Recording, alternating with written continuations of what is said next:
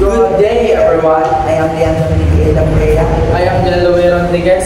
And today, we are going to discuss about the lesson 15, which is about describing the organized nature of social life and rules governing behavior. Humans are inherently social. Every day, people live and interact with one another at home or at work, in school, or on the street. Even if we are alone, the idea of being with others is still part of who we are. Dokong baga ang aton yung interaction sa aton yung mga buhi is ara na ginayahalin sang nabatak kita. Next is, humans as social beings are organized into social groups according to different social categories. We unconsciously define but deliberately adapted. Social categories are defined by shared and common factors. Do kumbaga kung anong sa aton nga society or sa palibot naton, nagaka-adapt siya naton over time. A social group is composed of two or more people who interact with one another, share common expectations, and have a common sense of identity. Each social group is distinct as defined by the mentioned shared factors. Primary groups, in-groups, secondary groups, out-groups, reference groups. So kumbaga ang interaction niya is to kumbaga do, as what I have said earlier, is do normal part na lang sa aton life. Like example ng aton yung mga casual conversation along sa aton yung mga peers and friends. Next is primary groups. Primary groups are unconsciously organized groups. These involve the people in a person's early social interactions. A sociologist named Charles Cooley identifies primary groups as nurseries for development of a person. Characteristics: intimate, long-lasting relationships, usually involves a few people only, with face-to-face interactions, can confide personal needs with one another, and mutual deep and emotional commitment exists. Examples: nuclear family and close friends. When we are talking about nuclear family, it is a family unit consisting of a mother, father, and children. The term nuclear family was coined in the 1920s by Bronislaw Malinowski, a founder of social anthropology. Secondary groups are consciously organized, unlike primary groups. Common interests drive relationship in such groups. In some cases, primary groups may spring from secondary groups. Example: groups in school, groups at work. Characteristics: impersonal and casual relationships with specific identified shared interests and goals, with deliberate guidelines and rules, short-term or temporary, composed of a large number of people, less emotional and more targeted commitment exists. Ang secondary groups nga ni is nagkakatabo siya usually if we are around with our peers or friends. This one is in-groups and out-groups are social groups identified based on the type of relationship one has with the group. In-group are groups to which one shares attitudinal and behavioral commonalities with, aside from many others, and has positivity toward mutuality in terms of identification, belongingness, and loyalty. When we say about in-groups is an exclusive, typically small group of people with a shared interest or identity. Ito kung pagado, pareho lang na isang magbarkadahay ka mo, tapos may mga same lang ka mga ideas nga gina-compose together. Next is out-groups. These are groups to which one contrasts with and has a sense of antagonism and negativity towards due to evident attitudinal or behavioral differences among many others. When we say out-groups naman, those people who do not belong to a specific in-group. So, among yun naman niya, ang mga tao nga ay nila gina-consider ang ilang self na may grupo sila nga ginakasudlan. Reference group are groups that serve as a standard or guide to which we compare and evaluate ourselves, so one can also aspire to be part of certain reference group. For characters, they can be a group we currently belong to or not belong, can help us identify social norms, and the many different groups we refer to. Types. The two types of reference group are informal reference groups, which those who have personal relationships with built from shared interest in those specific goals. Kumbaga, amo ning duwa ka tawo nga dumay casual relationship sila sa mga adlaw-adlaw, nag-share sila sa mga nagakalatang sa kabuhi nila, paywa sila may ginaset na goal. Number 2 is formal reference groups, those with positions of authority and specific targeted goals.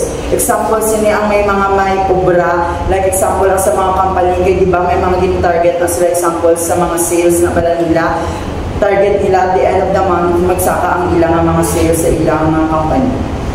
Next. The organized nature of social life is proven by the existence of social groups, far from social categories we did not define on purpose. Some studies and theories try to explain the organized nature of social life by providing certain frameworks.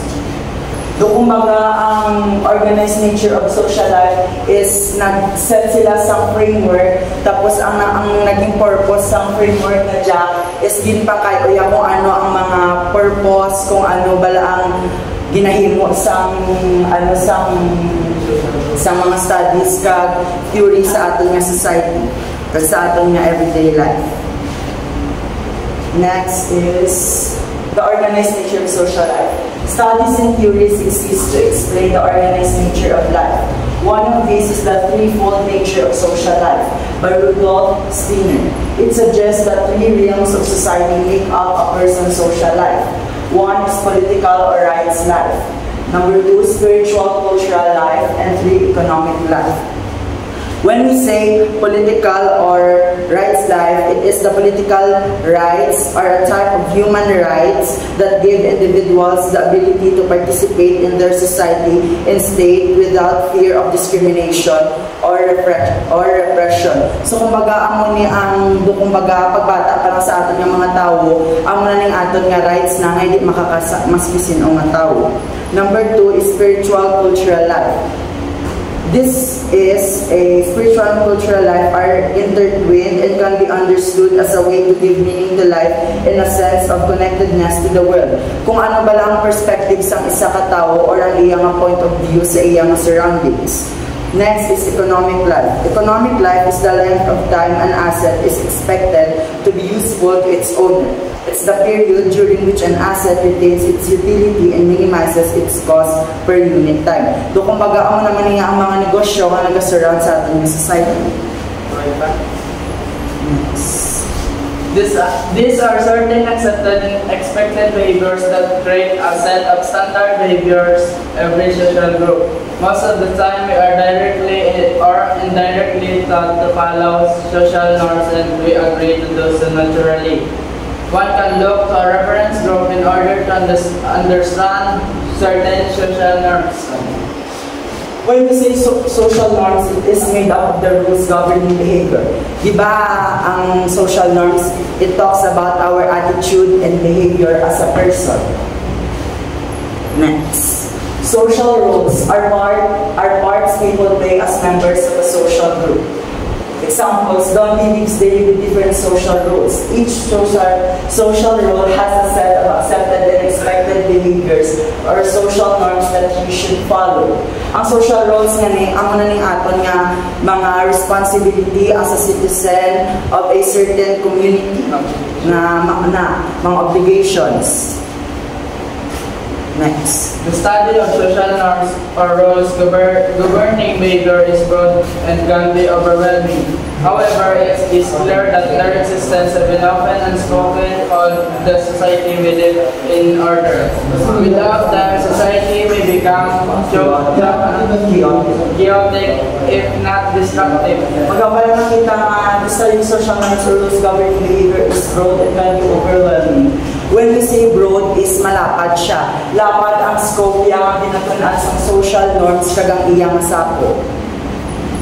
Next. The organized nature of social life is manifested by the existence of social groups with respective social norms attached to them.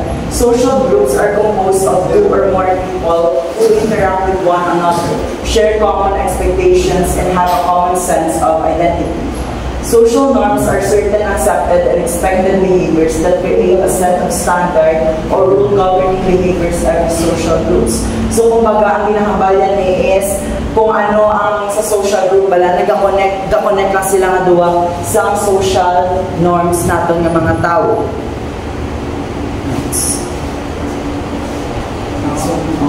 Primary group. Examples, family, close friend. Secondary group, schoolmates, office mate. In group, people with whom we feel positivity toward based on attitudinal and behavioral commonalities. Out group, people with whom we feel negativity toward based on attitudinal and behavioral commonalities. Reference group, people who serve as standard or guide to which we compare and evaluate ourselves. Social norms. Social pressure. In description, when a person tries to conform to rules because of strong influence of others. Kumbaga, kung anong expectations bala sa mga tao sa iya, gaka-apektuhan ta na tapos dasig ta na gaka-feel samful ba. Next is defiance, not conforming, causing mutual and comfortable feelings that lead to feelings of a rejection. Ari ang tuwa mo ginabatsyag kung ano ang ma-feel sa isa ka tao, kung ano ang himuon mga actions, or kung ano ang replied mo sa certain nga amo na ang sitwasyon. Social roles, parts people play as a member of a social group. Like Louis what said earlier, amo ni siya ang mga responsibility naton as a citizen of a certain community. And that's our report. Thank you.